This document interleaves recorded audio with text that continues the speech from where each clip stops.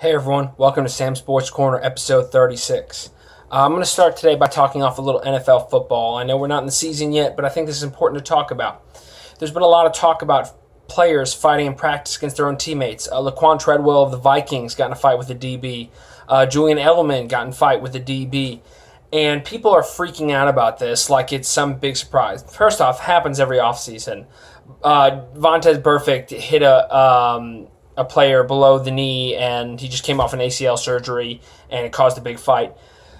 And people are talking about how awful it is. And I think it's ridiculous. The greatest team ever, the 85 Bears, and that's not my opinion, that's most people's opinion, the most dominant team in NFL history, got in fights in practice all the time. There were literal brawls on the field weekly. Buddy Ryan and Mike Ditka having to break up players in throwdowns, like bloody fistfights, not just pushing each other and throwing a couple random punches. Talk about literal beatdowns they had to break up. And they're the most dominant team in history. You know why? Because they allowed their players to be the vicious, violent people that they naturally are.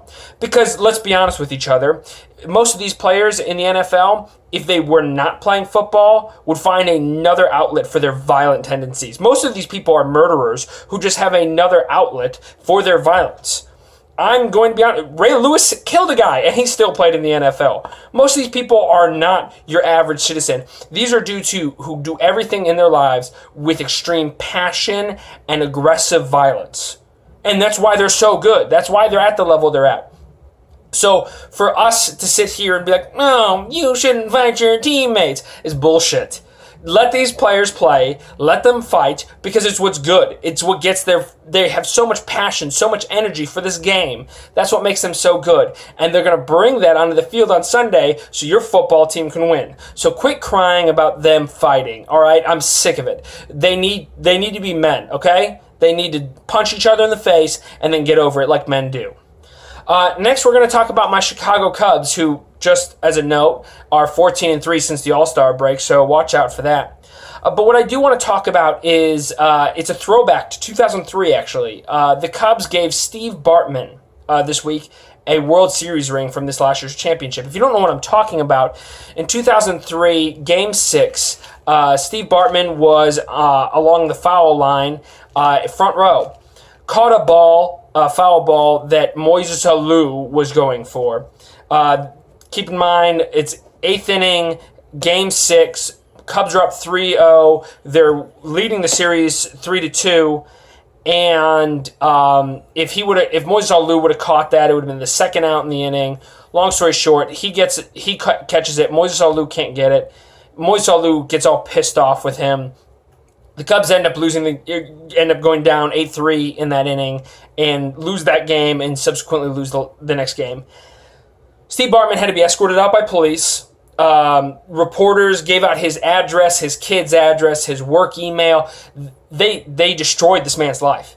They absolutely ruined his life. He had to move. He had to change jobs. He had to move his kid's school. It was disgusting. The way reporters handle it, the way the fans of Chicago handle it, it was absolutely disgusting. But thank God the Cubs this week gave him a World Series ring. And, I mean, as a Cubs fan myself, I think that would make up for ruining my life. I don't know about you. You tell me about if your team gave you a World Series ring, would that make up for ruining your life? But what I would like to point out is that now Steve Bartman has a World Series ring and bitch-ass Moises Alou doesn't. And you know why that makes me so happy?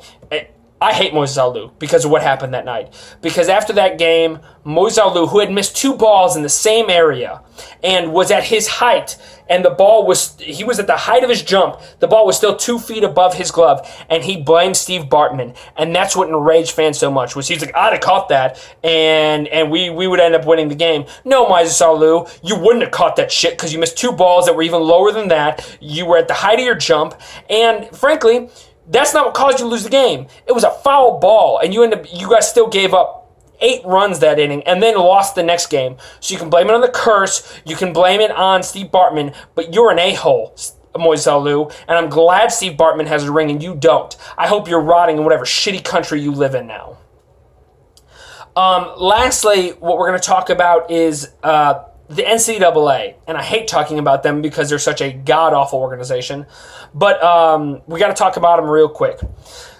If you follow Barstool Sports, I'm sure you read this article, but a University of Central Florida kicker, Donald De La Haye, has been ruled ineligible to play this season due to improper benefits. He wasn't given a car, he wasn't given wads of cash, he wasn't signing helmets for money. He had we'll call it a business. He had a business before he got into college football where he makes YouTube videos, most of them having to do with athletic stuff, because he's an athlete. He's an in-shape guy. People listen to him. And due to his popularity on YouTube, he started getting money for advertisements on YouTube. That's how YouTube works. They pay people who have really great videos because they can advertise on those videos. It's great. And because he refused to stop receiving benefits from YouTube, he's been ruled ineligible. And I'm sorry, that's bullshit. The NCAA is the biggest farce of an organization in the history of man. I cannot wait until they're disbanded. Give it 5 years. There's going to be no more NCAA. Because their sole purpose in life is to make sure college kids can't make any money. I understand, making it so that they can't, get cash in hand. But to make sure that they can't get any money at all is absolutely ludicrous. It's communism at its finest form. We want to keep you poor while we make billions of dollars. It's absolutely disgusting. I hope that this story gets out enough that they'll allow him to play. UCF actually banned him from playing, not the NCAA, but we all know it's because of fear of NCAA repercussions for allowing a student under investigation to play. It's absolutely disgusting. I hope UCF reverses their decision and the NCAA minds their own fucking business and lets this kid make money on something that has nothing to do with them. I hope you guys enjoyed this episode, and I can't wait to see you next week.